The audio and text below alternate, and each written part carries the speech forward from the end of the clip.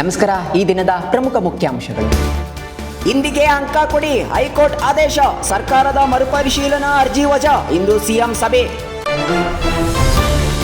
CET ಪರೀಕ್ಷೆಗೆ CCTV camera ನಿಗಾ. ನಾಳೆಯಿಂದ ಪರೀಕ್ಷೆ ಆರಂಭ. 3.30 ಲಕ್ಷ ಅಭ್ಯರ್ಥಿಗಳು ನೋಂದಣಿ. ಶೇಕಡ 100ರಷ್ಟು ಎಥೆನಾಲ್ ಬಳಕೆ ಗುರಿ ಬೇಕು. ಕೇಂದ್ರ ರಸ್ತೆ ಸಾರಿಗೆ ಸಚಿವ ನಿತಿನ್ ಗಡ್ಕರಿ ಅಭಿಪ್ರಾಯ. ಮಾತುಕತೆ ಮುಗಿಯದ ಗೊಂದಲ. ಅಮೆರಿಕ ಇರಾನ್ ನಡುವೆ ಮತ್ತೊಂದು ಸುತ್ತಿನ ಮಾತುಕತೆ. ಕದನ ವಿರಾಮ ವಿಸ್ತರಣೆ ಇಲ್ಲ ಎಂದ ಡೊನಾಲ್ಡ್ ಟ್ರಂಪ್. ಆಕ್ಸಿಜನ್ ದುರಂತದ ಸಂತ್ರಸ್ತರಿಗೆ ಸರ್ಕಾರಿ ಉದ್ಯೋಗ. ಚಾಮರಾಜನಗರದಲ್ಲಿ ನಡೆದಿದ್ದ ಅವಘಡ. 25 ಮಂದಿಗೆ ನೇಮಕಾತಿ ಆದೇಶ. ಅಡಕತ್ತರಿಯಲ್ಲಿ ಮಹಾರಾಣಿ ಕ್ಲಸ್ಟರ್ ವಿವಿ. 1.5 ವರ್ಷದಲ್ಲಿ 6 ಮಂದಿ ಹಂಗಾಮಿ ಕುಲಪತಿಗಳು. ಗೊಂದಲಗೂಡಾದ ಆಡಳಿತ ವ್ಯವಸ್ಥೆ. ದರ ಕುಸಿತ, ರೈತರ ಕಣ್ಣೀರು. ಈರುಳ್ಳಿ ತಗ್ಗಿದ ಬೇಡಿಕೆ. ಯಥೇಚ್ಛವಾಗಿ ಬೆಳೆದಿದ್ದವರಿಗೆ ತಲೆನೋವು. ರಾಜಕೀಯ ಕಾಲೇಜು ಆರಂಭಕ್ಕೆ ಚಿಂತನೆ. ಬಿ ಬಸವಲಿಂಗಪ್ಪ ಜನ್ಮ ಶತಮಾನೋತ್ಸವ ಸಮಾರಂಭದಲ್ಲಿ ವಿಧಾನ ಪರಿಷತ್ ಸಭಾಪತಿ ಬಸವರಾಜ ಹೊರಟ್ಟಿ ಹೇಳಿಕೆ.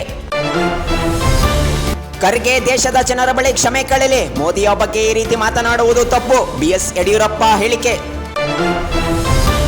ಶಿಕ್ಷಣದ ಹೊರೆ ಪೋಷಕರಿಗೆ ಬರೆ. ಖಾಸಗಿ ಕಾಲೇಜುಗಳು ಟ್ಯೂಷನ್ನತ್ತ ಹೆಚ್ಚುತ್ತಿರುವ ಒಲವು. ಕುಟುಂಬಗಳ ಆದಾಯದಲ್ಲಿ ಗಣನೀಯ ಮೊತ್ತ ವ್ಯತ್ಯಯ. ಕಸಕ್ಕೊಂದು ಲೆಕ್ಕ, ಬಿಲ್ಗೊಂದು ಲೆಕ್ಕ. ತ್ಯಾಜ್ಯ ವಿಲೇವಾರಿ ನಿರ್ವಹಣೆಗೆ ನಿಗದಿಪಡಿಸದ ಆಟೋ ಸಿಬ್ಬಂದಿ ಇಲ್ಲ. ಔಷಧಕ್ಕಾಗಿ ಕಾದಿವೆ ಪ್ರಾಥಮಿಕ ಆರೋಗ್ಯ ಕೇಂದ್ರ. ನಗರ ಚಿಕಿತ್ಸಾ ಕೇಂದ್ರಗಳಿಗೆ ನಿಯಮಿತವಾಗಿ ಪೂರೈಕೆಯಾಗದ ಔಷಧ. ಅಸಹಾಯಕರಾದ ವೈದ್ಯರು. ಶೇಕಡ 6.7ರಷ್ಟೇ ದೋಷಾರೋಪ ಪಟ್ಟಿ. ಸೈಬರ್ ಅಪರಾಧದಲ್ಲಿ 61,000 ಪ್ರಕರಣ ದಾಖಲು. 3,740 ಪ್ರಕರಣ ತನಿಖೆ ಪೂರ್ಣ.